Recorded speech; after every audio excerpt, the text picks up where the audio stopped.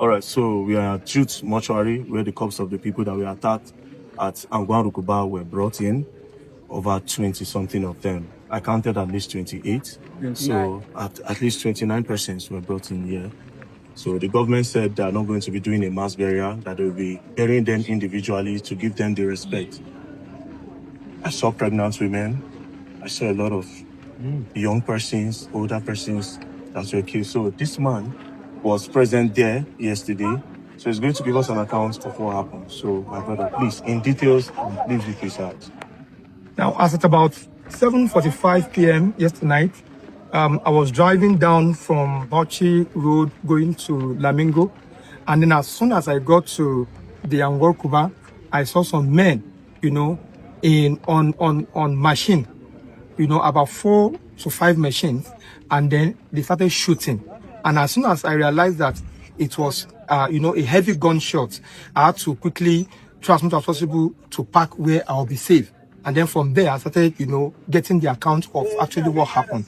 And I realized that so many people were actually shot dead, to the extent that even someone who actually entered a particular shop where that was actually in shop to hide, they still went there and gunned him down.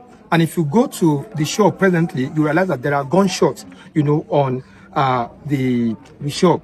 Now, why people actually ran was because it was believed that it was NDLEA. Because sometimes when NDLEA comes there, maybe possibly to make arrests, they shoot. And that was why all the youth actually ran. Because believing that Angwan Rukuba youth are not youth that does not know their rights. But considering the fact that, NDLEA had been coming there before, they thought it was a normal arrest and then they ran. And that was why the casualties was actually much. And that was why the culprits also were able to, to escape.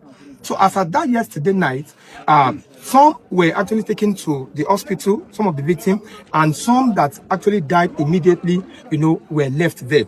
And why they were left there was because everybody was agitating that taking them to the hospital, there might be, a report of saying it is just one person. And while, the victim were much, or the dead were much.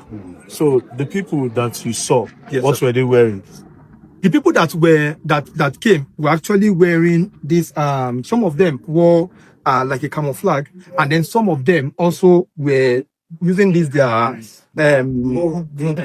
turban. And some of them, one of them was actually shouting, is it Andro, something like that? NDLEA. No, not NDLEA. Endro. That is in Fulani language now. Yes, that they should pull back and stuff like that. So the camouflage that they were wearing, what type of camouflage was it? It was not actually a direct green and black camouflage, but it was black and a little bit deep green. Did you see the type of gun that they were holding? Actually, they were actually using AK-45. AK-47, sorry. Yeah. Yeah. And that was why, if you go to, why I said so, is because if you go to the scene where I said they actually entered the shop and gunned down, you realize that there is even a gunshot, on the wall. So if it were a normal gun, the gun will not penetrate and even give a hole to the door, because the door is actually a steel wall, not actually the people I saw. Yes. The bodies I saw. Yeah. It's not all of them that were carrying bullets home. Yes. So how is it possible that they come down at some point to start using cutlass? Yes, it came down at some point to start using cutlass. In fact, we have accounts of like 2-3 people that you see cutlass on their head directly. The videos are there, to show the evidence of what actually happened. Now, there is one thing that actually baffled me in the whole situation. Now, the police, we've always been hearing that police are friends. And in that particular spot, there's a police station. So even the police station actually ran for their life. These are police that actually they are armed. So we believe that they should have, in one way or the other, even if they were unable to arrest, at least they should have a contact or gunshot. But even they themselves had to close down the listener and they ran away. So it means that our security is on question mark in this country. Well, it's quite unfortunate what happened. And like I said, personally, calm down. I am not a journalist, so I'm not aggressive on the journalist. I also believe that we all have the capability to do what they are doing. There's no monopoly in buying people. There's actually no monopoly in it. Yesterday was a very significant day in the Christian calendar. Yesterday was Palm Sunday. In the Christian calendar, that is when the Christians feast and wait for the resurrection of Jesus Christ, which is next Sunday. Next Sunday is Easter, which is the resurrection of Jesus Christ.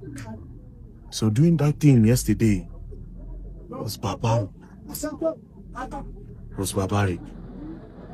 This same thing happened on Saturday in Borno State. A lot of people were also killed. Now, it's quite unfortunate that the Minister of Defense, Christopher Musa, I was surprised when I saw him on the campaign ground, that the Minister of Defense are supposed to be strategizing with the amount of insecurity we have in Nigeria. You are campaigning? That is the most craziest thing. I lost hope. And I watched an interview from the minister, from the Chief of Army Staff, I think, where he was saying that they can't be killing the terrorists because just the way he said, like a prodigal son, that they can come back home and they'll be forgiven. If you keep forgiving them, if there's no penalty for the atrocity that they commit, they will keep on committing. So what do we do?